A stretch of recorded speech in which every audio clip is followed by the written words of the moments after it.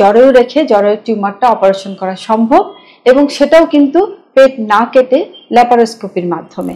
আমরা দেখেছি যে অনেক রোগীর ধারণা যে জরায়ুতে টিউমার হলে জরায়ুটাই ফেলে দিতে হয়। আসসালামু আলাইকুম, আমি প্রফেসর ডক্টর সেলিনা আক্তার, আমি স্ত্রীরোগ বিশেষজ্ঞ এবং ল্যাপারোস্কোপিক সার্জন। আজকে আমরা কথা বলবো একটা খুব কমন টিউমার নিয়ে, যেটাকে আমরা ফাইব্রয়েড বলে থাকি অথবা লিওমায়োমা বলে থাকি, এবং এটা হচ্ছে জরায়ুর টিউমার। আমার হাতে একটা ডামি আছে, যে ডামিতে আমরা জরায়ুর ছবিটা দেখতে পাচ্ছি, এবং এখানে যে আমরা সাদা রঙের যে জিনিসটা দেখতে পাচ্ছি সেটাকে আমরা বলি ফাইব্রয়েড অথবা মায়োমা অথবা জরায়ুর টিউমার বলে থাকি। তো এই টিউমারটা খুবই কমন। এই টিউমারের অপারেশন নিয়ে আজকে আমি কথা বলবো। আমরা দেখেছি যে অনেক রোগীর ধারণা যে জরায়ুতে টিউমার হলে জরায়ুটাই ফেলে দিতে হয়।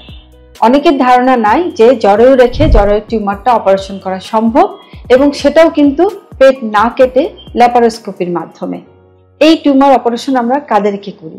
যাদের বয়স 25 থেকে 40-এর মধ্যে, তাদের জন্যই আসলে এই অপারেশনটা নির্ধারিত। এই টিউমারের জন্য অনেক সময় দেখা যায় যে মাসিকে অতিরিক্ত রক্তক্ষরণ হয়, আবার অনেক ক্ষেত্রে অনেকের বাচ্চা কনসিভ করে না, যেটাকে আমরা বলে থাকি ইনফার্টিলিটি। আবার অনেক সময় দেখা যায় এই টিউমার থাকার জন্য একজন মেয়ের বারবার অ্যাবর্শন হচ্ছে।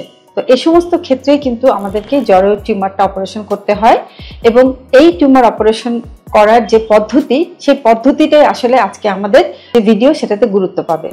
এই টিউমার অপারেশনের নাম হচ্ছে মায়োমেক্টমি। এই মায়োমেক্টমি কিন্তু শুধুমাত্র 5 মিলিমিটার 3 থেকে 4টি ছিদ্রের মাধ্যমে করা সম্ভব। সেই টিউমার যতই বড় হোক না কেন, এটা কিন্তু সম্ভব।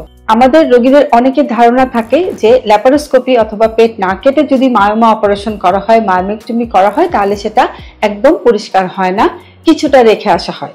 এই ধরনের ভুল ধারণা অনেক সময় অনেক জায়গা থেকে অনেককে দেওয়া হয়।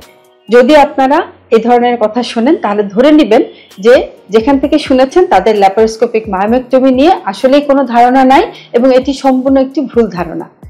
মায়োমা যতই বড় হোক না কেন, ল্যাপারোস্কোপির মাধ্যমে ছিদ্র করে অপারেশন করা সম্ভব।